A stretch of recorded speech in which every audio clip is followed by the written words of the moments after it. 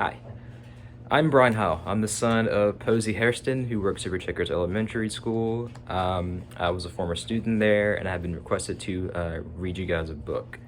Reading is important because it matters later on in life. It's something you're going to do all the time, so it's an important skill to have.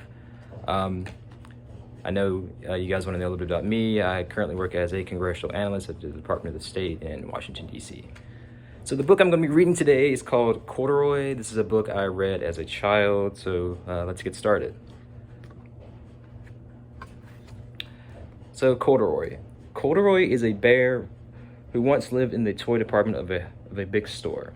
Day after day, he waited with all the other animals and all the dolls for somebody to come along and take him home. The store was always filled with shoppers buying all sorts of things, but no one ever seemed to want a small bear in a green overall.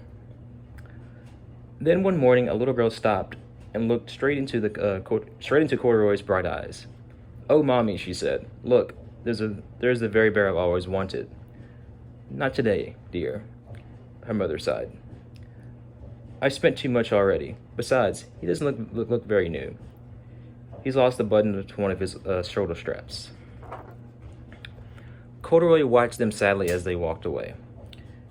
"I didn't know I lost a button," he said to himself. "Tonight I'll go and see if I can find it."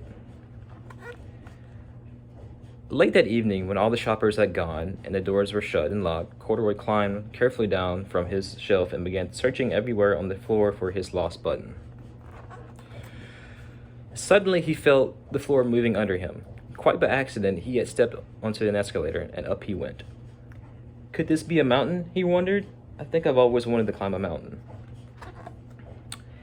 He stepped off the escalator as it reached the next floor, and there before his eyes was the most amazing sight. Tables and chairs and lamps and sofas, and rows of beds. "This must be a palace," Corduroy gasped.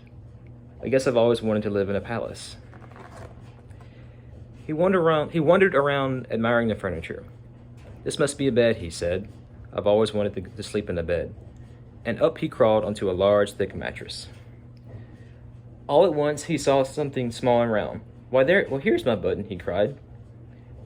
And he tried to pick it up, but like all the other buttons on the mattress, it was tied down tight. He yanked and pulled with both paws until pop. Off came the button, and off the mattress Corduroy toppled, bang into a tall floor lamp. Over it fell with a crash. Corduroy didn't know it, but there was somebody else awake in the store. The night watchman was going his rounds on the floor above. When he heard the crash, he came dashing down the escalator. "Now who in the world did that?" he exclaimed. "Somebody must be hiding around here." He flashed his light under the sofa and beds until he came across the biggest bed of all. And there he saw two fuzzy brown ears sticking up from under the cover. "Hello," he said. "How did you get upstairs?" The watchman tucked Corduroy under his arm and carried him down the escalator and set him on the shelf in the toy department with all the other animals and dolls. Corduroy was just waking up when the first customers came into the store in the morning. And there, looking at him with a wide, warm smile, was the same little girl he had seen only the day before. "I'm Lisa," she said, "and you're going to be my very own bear. Last night I counted with what I'd saved in my piggy bank, and my mother said I could bring you home." "Shall I put him in a box for you?" the sales lady asked. "Oh, no, thank you," Lisa answered, and she carried Corduroy home in her arms. She ran all the way up 4 flights of stairs into her family's apartment and straight into her own room. Corduroy blinked. There was a chair and a chest of drawers, and alongside a girl-sized bed stood a little bed just the right size for him. The room was small, unlike the enormous palace in the department store. This must be home," he said. "I know I've always wanted a home." Lisa sat down with Corduroy on her lap and began to sew a button on his overalls. "I like the way you are," she said, "but you'll be more comfortable with your shoulder strap fastened." "You must be a friend," said Corduroy. "I've always been a friend." "Me too," said Lisa, and gave him a big hug. And that's the story of Corduroy.